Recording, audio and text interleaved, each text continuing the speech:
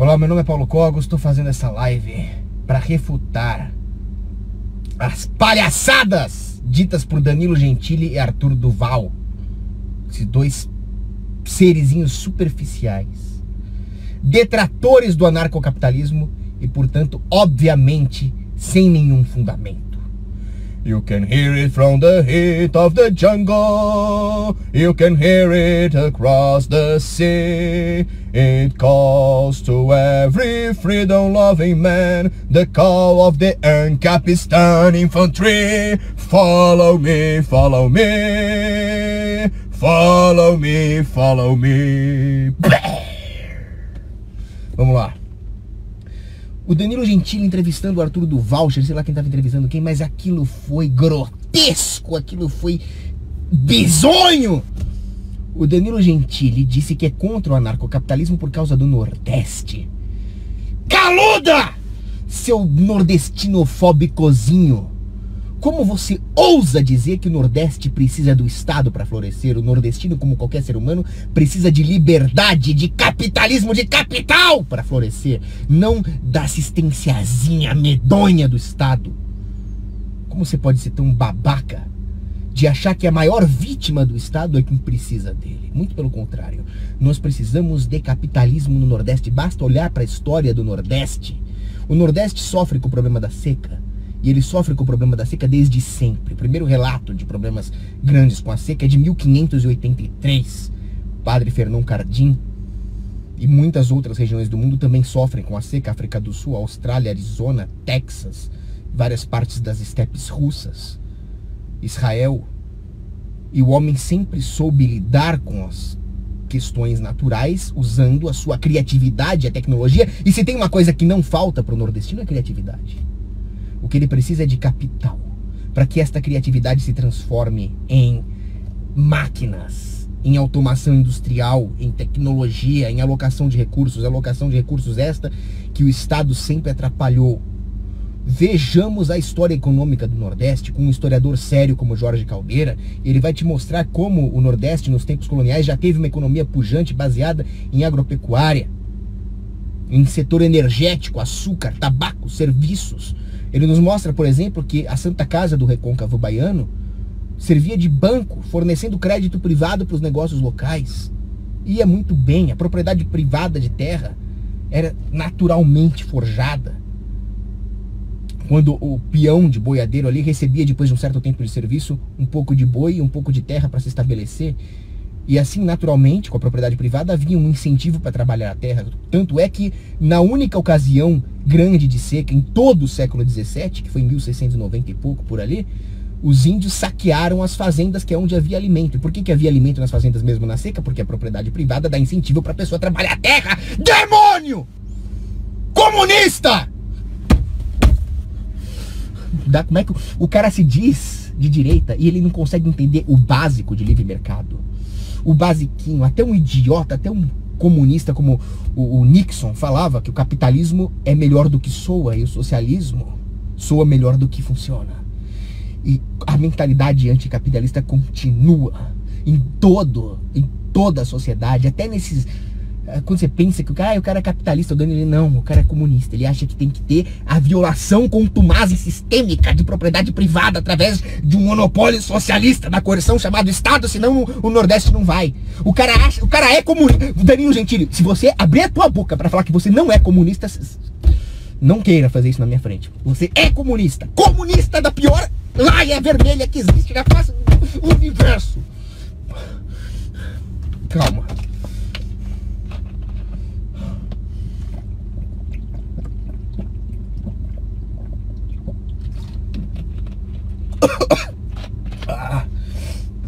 Odeio comunistas.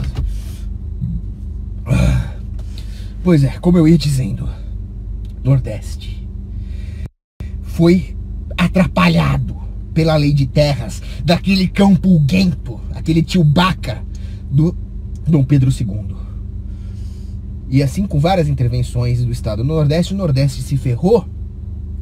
Não preciso citar a grande palestra do meu amigo Cristiano Quioca, que mostra como o Sudeste fascista, com a sua federaçãozinha de indústrias nojentas, que é a Fiesp, fazendo lobby para que haja mais regulações econômicas e trabalhistas, inviabilizou o fluxo de capital para o Nordeste. Hoje ninguém investe no Nordeste porque as regulações no nível federal não permitem. Se o capital do Nordeste é pouco intensivo, teria que tirar todas as regulações para que o capital realmente pudesse começar de baixo, para que a mão de obra no Nordeste pudesse arranjar emprego. E isso não existe por causa das regulações que nós fazemos aqui no Sudeste. Então o Nordeste precisa principalmente de separatismo. Ele precisa se separar da merda do resto do Brasil para se desenvolver. E também seria muito bom para o Brasil, para o Nordeste não impor a esquerdalha no qual eles sempre votam. Mas não é esse o problema. O problema é propriedade privada e separatismo, que o Gentili é contra. Você é muito bom para fazer piada, Gentili. Você é um bom humorista.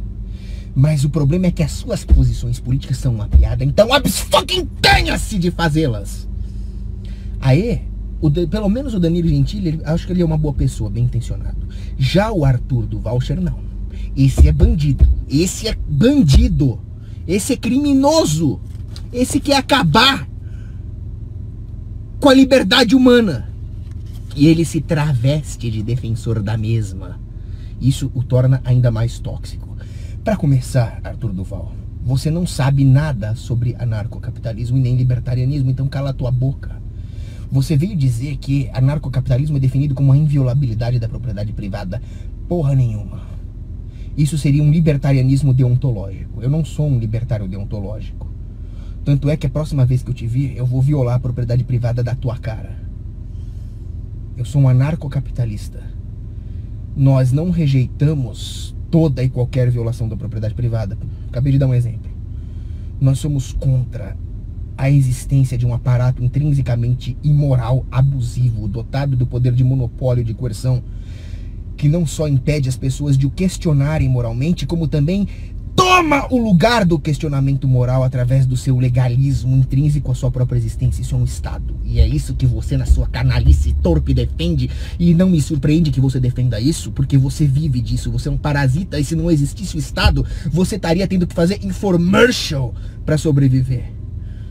Mas não. Como existe o Estado, existe a aberração de um aparato de coerção apontando o fuzil na faxineira, a dona Noêmia, para te entupir a bunda de dinheiro, quando você deveria estar preso. Você deveria estar numa cadeia apanhando todo dia, tomando escudada no meio do dente se não quebrasse pedra 18 horas por dia. É isso que você merecia. Comunista. Desgraça. Do teu lugar no helicóptero do Pinochet. Agora, pior. Todos nós temos aqueles grupos de indivíduos que nós queremos deportar. No meu caso, os muçulmanos. No caso de outros, sei lá, né, o Ropa quer remover fisicamente. Agora, adivinha quem que o Arthur Duval quer remover fisicamente e deportar do país? O anarcocapitalista. Quando eu falo que não tem nada pior que Partido Novo, do que DEM, do que esses lixo PSL, vocês não acreditam em mim, vocês acham que eu tô louco, né? Pois bem, eu vi o PSTU falando em fuzilar a burguesia. Mauro Iazzi lá. Mas agora, tirando o PSTU, o pior que eu vi foi o Duval falando que anarcocapitalistas têm que ser deportados. Foi o que ele falou. Ele disse: anarcocapitalista, se você não gosta de imposto, mude-se para Liberland. Então é para lá que ele quer nos deportar. É um completo desgraçado, idiota, infeliz, comunista, que quer expulsar pessoas pacíficas da sua propriedade privada legítima. O que eu fiz aqui? Ele quer expulsar você da sua casa. Ora, seu merdinha, a minha casa é minha. A minha propriedade é minha, não é do Estado, seu merda. Se o Estado vem violar a minha propriedade privada, é o Estado que tem que se retirar, não eu. Olha o pensamento tóxico desse liberalzinho de merda. Então as pessoas não podem mais criar raízes, não podem estabelecer aquele senso dinástico de propriedade que gera baixa preferência temporal. Se as regras se tornam abusivas, a vítima do abuso deve se mudar na cabeça. E as pessoas não estão atirando nele na rua, isso que me deixa estupefato. Ele não está sendo linchado na calçada nesse exato momento como um estuprador. Não, ele está sendo reverenciado. As pessoas estão tendo nele a imagem de alguém capaz de gerir a própria vida delas. Nós não evoluímos nada, nada. Desde que os irmãos Quioca trouxeram o libertarianismo pro Brasil, ninguém aprendeu porra nenhuma e só piorou. Porque pelo menos não tinha Arthur Duval. Enquanto tinha o Ciro Gomes xingando de proto-neoliberalzinho, não era tão tóxico o negócio. É isso que vocês não estão entendendo ainda. Acorda! Nós estamos pior do que antes. Bem pior. Eu sou um pessimista, eu acho que só vai piorar. O futuro é uma tragédia. O futuro é uma bota pisando no rosto humano para sempre, como dizia George Orwell. O futuro é um cenário de pesadelo distópico, pior do que nós imaginamos. O anticristo. Só que tem uma diferença. Eu vou continuar lutando contra esses filhos da puta. Eu não vou me conformar com isso. O anticristo vai vir, vai ser cada vez pior. Amanhã vai ser pior que hoje, depois de amanhã vai ser pior que amanhã. Mas não com meu aval! E se eu puder, eu vou matar vocês. Eu posso morrer, mas eu vou levar 1 milhão de vocês pra vala. Seus merdas. Tirar a liberdade da puta que te pariu, porra.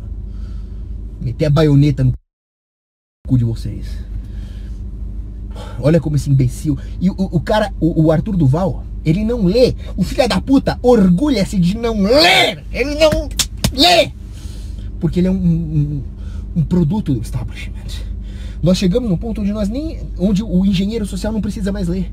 Antigamente o engenheiro social sabia mais de escolástica medieval do que os filósofos, porque ele tinha que manipular. Mas nós já chegamos num ponto onde o sistema já está tão consolidado que a manipulação se dá automaticamente. Então um lixo humano como Arthur Duval não precisa mais ler. Basta ele ter algum carisma e pronto, é suficiente para que as pessoas o engulam. É suficiente para que as pessoas achem que ele vai salvar a pátria e que agora vai mudar. Agora tem o guerrilheirozinho cambojano de merda do Kim Kataguiri lá na Câmara, então agora nós vamos ter liberdade. Amanhã, anarcocapitalismo amanhã, é isso. Que nojo. Que nojo.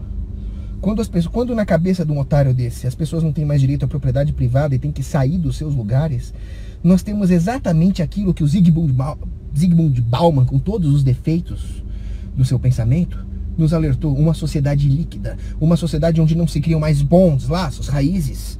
Ora, uma das primeiras raízes que a pessoa tem que ter é com a terra, com o lugar onde ela vive, que seu entorno seja propriedade privada. Se ela está sujeita às regras que lhe são impostas de tal forma que ela não possa sequer defender a sua propriedade, mas tem que se mudar dela, qual é o tipo de laço que as pessoas vão criar com a sua propriedade? Nenhum. Qual é a preferência temporal delas? Vai ser altíssima.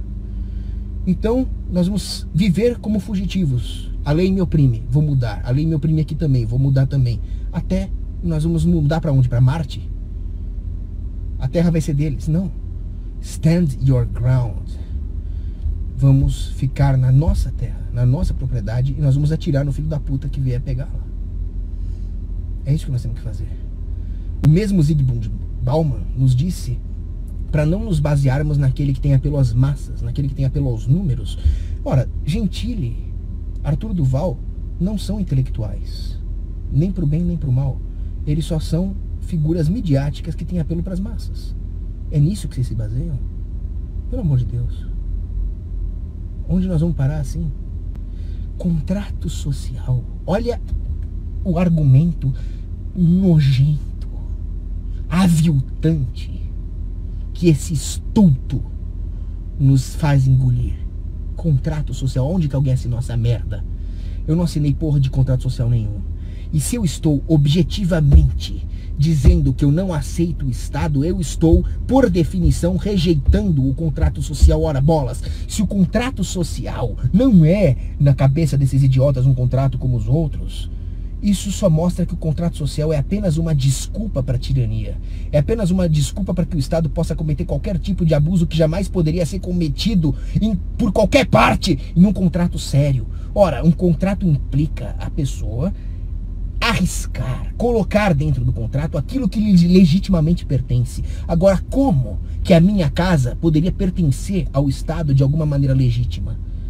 Aonde que eu fiz alguma troca legítima com o Estado, com uma propriedade que legitimamente lhe pertenceria? Eu nunca fiz isso. Se isso nunca aconteceu, se o Estado não tem nenhuma posse legítima, muito menos sobre a minha casa, como que ele poderia deliberar regras na minha casa, sem que eu ao menos concorde com isso? Se eu não concordo com isso em nenhum momento, Em nenhum momento eu empreendi alguma troca legítima com o Estado e, portanto, isso não é um contrato, isso é uma imposição, não é um contrato, entendeu? Seu vagabundo. Você nunca leu nada na vida, né, Arthur Duval? Você se orgulha disso?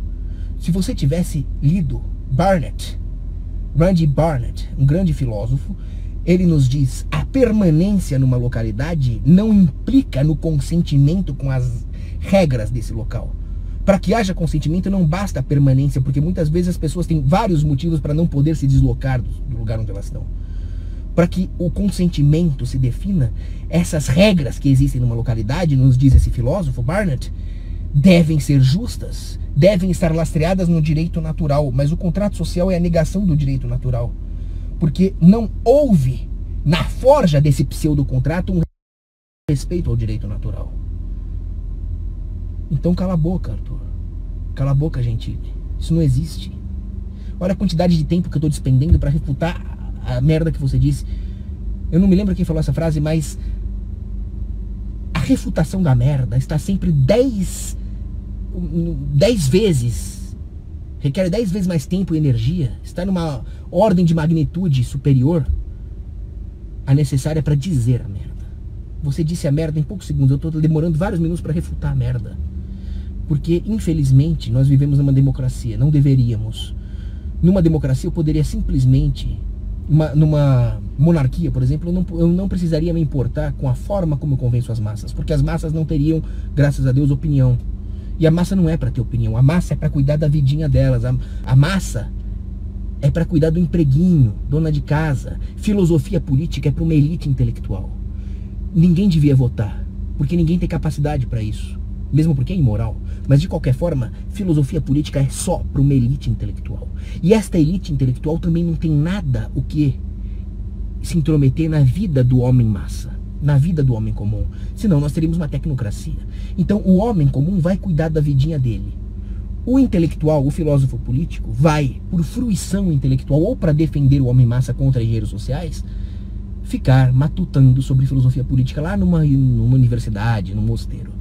E um não se mete na vida do outro. Infelizmente, o que nós temos hoje é o homem massa dando opinião em tudo, mas na verdade existem filósofos políticos e engenheiros sociais que usam a filosofia política para o mal, para manipular o homem massa, para que ele pense que está tendo opinião, para que assim ele também ajude a subjugar os seus pares, outros homens massa, tudo em nome dos anseios espúrios dessa elite intelectual maldita, que são os intelectuais orgânicos, Gramsci. Mas nós chegamos num ponto onde não precisa mais de Gramsci, não precisa mais da intelectualidade orgânica. Basta que apareça alguém com carisma se dizendo antipetista, anticomunista, antivermelhinho, e ele pode falar a merda que ele quiser e as pessoas aceitam. Isso é um Arthur Duval, um cara que devia estar sendo preso, um cara que devia estar apodrecendo na cadeia. Tá aí, dizendo que eu não tenho direito à minha propriedade, que se eu quiser manter a minha propriedade, se eu discordar das regras abusivas, eu tenho que ir embora do país. Que diferença! Que diferença de homens como Juan de Mariana, que disseram: ora, se o rei promove a inflação e falsifica a moeda, vamos decapitar o rei. Juan de Mariana, um conservador católico.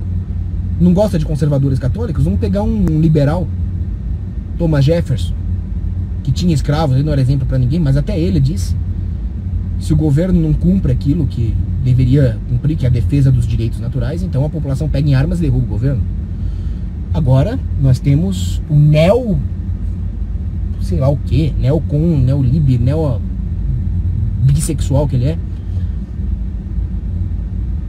Se a população é abusada pelo governo, ela se muda para Liberland. Olha a filosofia política degenerada que nós chegamos.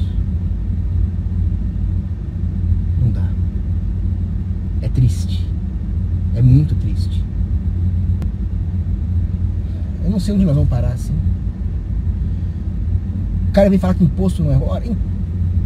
Não é possível que vocês levam a sério alguém que quer te roubar e não levam a sério alguém que quer te defender do roubo.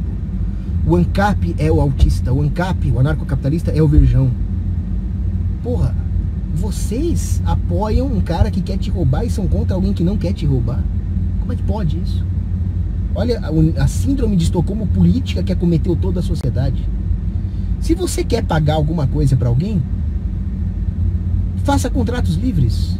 E com esses contratos livres, vocês contratualmente decidem que vocês vão pagar uma certa quantidade de dinheiro por algum critério para algum tipo de serviço que vocês acham que não conseguem promover de outra forma.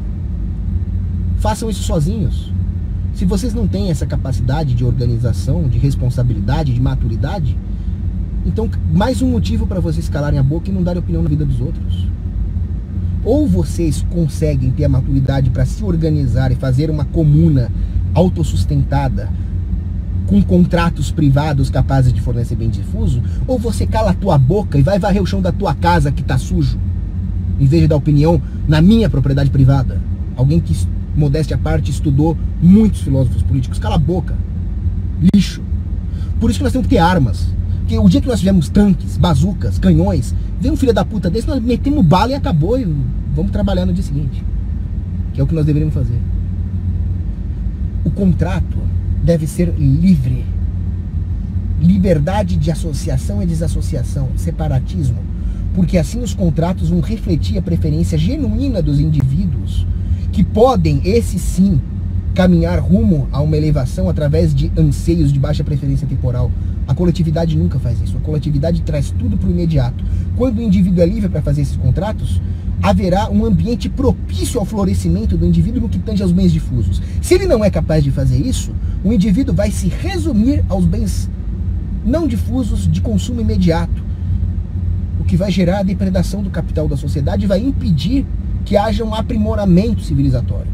Daí a importância dos contratos, mas o contrato depende justamente disso que eu acabei de dizer, da capacidade do indivíduo de objetivamente dispor os seus próprios recursos legitimamente adquiridos como parte da barganha contratual. Se o indivíduo nunca fez isso em momento algum, não configura contrato. Portanto, não existe contrato social. É fim, acabou. Agora, o problema não é esse. O problema não é esse. O problema é por que vocês levam em conta a opinião desses dois. O Arthur devia estar preso. O Gentili devia se resumir a fazer humor, porque ele é muito bom nisso. Eu admiro ele como humorista. Ele é um muito bom humorista. Mas ele é um péssimo comentarista político, só isso. Não leve em conta a opinião deles. Pronto. Qual o problema? Então eu quero terminar com alguém que falou muito bem sobre o Nordeste. Alguém que entendia de Nordeste. Esse alguém é Guimarães Rosa. Grande Sertão Veredas. Obrigatório ler esse livro. Quem não leu esse livro pode me bloquear no Facebook, eu não nem converso, tô brincando. Mas esse cara é muito bom. E uma das coisas que ele escreveu no Grande Sertão Veredas é a seguinte passagem: eu quero que o belo e o feio sejam distinguidos, separados. Eu quero saber onde está o bem, onde está o mal, onde está o certo, onde está o errado. O homem procura isso. Quando o mundo é misturado, nós nos sentimos confusos. E eu digo para vocês, existe a liberdade, existe o anarcocapitalismo e existe a tirania, a opressão, o estatismo. Isso para mim é muito claro, isso para mim está separado. Mas gente como o Duval, o Partido Novo, criam essa nebulosidade, essa confusão e nos afastam da verdade. Mais pra frente, na mesma passagem, Guimarães Rosa diz o seguinte: a vida é ingrata no macio de si, mas mesmo no fel do desespero ela nos dá esperança. Olha como o mundo é misturado. Ele escreve mais ou menos assim em Grande Sertão Veredas. O que quer dizer isso?